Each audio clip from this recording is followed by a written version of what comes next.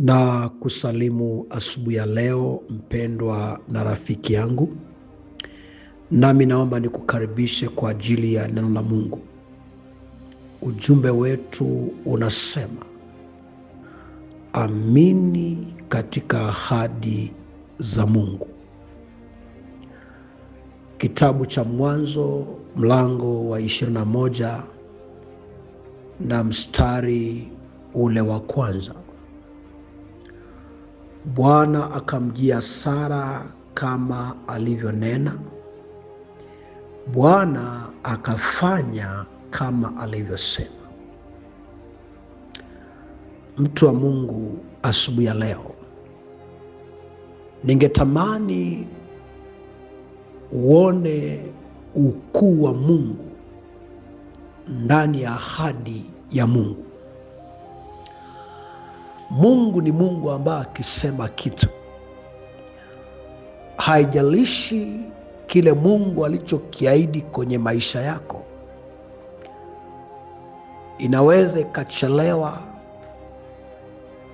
ama isitendeke kwa wakati ambao unataka. Lakini asubuhi ya leo naomba nikwambie, Mungu ni Mungu atimizaye ahadi. Anasema yeye si mwanadamu hata aseme uongo. Kila ambacho amekusudia kitendeke kwenye maisha yako kitatendeka. Mungu kama ameahidi kukuinua, atakuinua. Maandiko yanasema Mungu akamjia Sara kama alivyonena, kwamba Mungu anakwenda kukujia kama alivyokusudia juu ya maisha yako.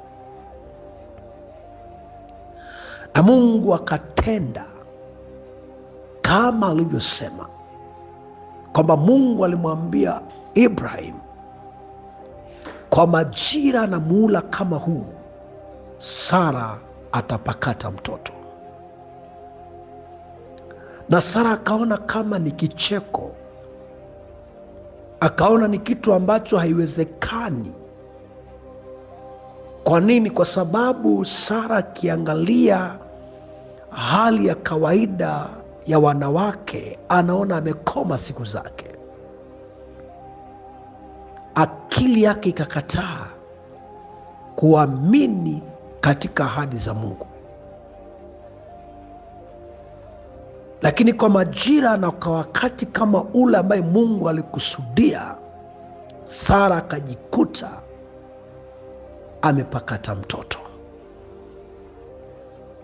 Lakini pia alifika mahali kabisa akasahau ahadi ya Mungu, akatafuta namna nyingine ambayo yeye aliona ni sawa. Lakini Mungu aliendelea kusimama na kile alichomwahidi. Na mimi nataka niseme asubuhi ya leo, Mungu anaweza kuwa amesema na wewe mambo mengi. Amekuonesha kwa njia ya ndoto, amesema na wewe kwa njia ya maono, amekuonesha mambo makubwa sana. Mungu akupe roho ya kungojea. Mungu akupe roho ya kuvumilia, kwa sababu ahadi za Mungu hazijawahi kuwa za uongo. Maandiko yanasema amezikuza ahadi zake kuliko jina lake.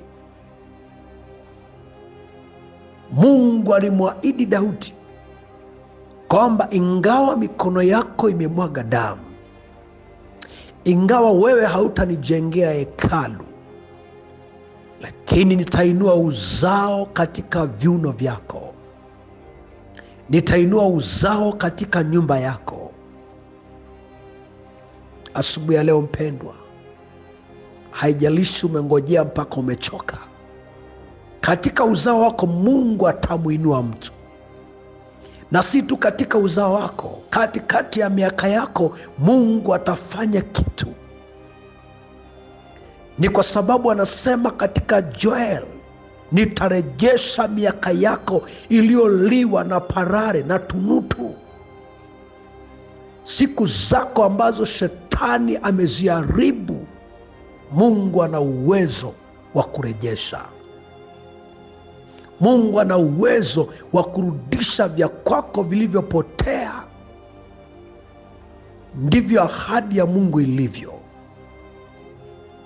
Ndivyo Mungu anavyosema ya kwamba neno lake halitarudi bure, kwamba kile Mungu alichoahidi juu ya uzao wako, juu ya maisha yako, Mungu amekuahidi uzao wako utakuwa vichwa. Mungu ameahidi kubariki kazi ya mikono yako. Mungu ameahidi kufanya vitu vikubwa juu ya maisha yako.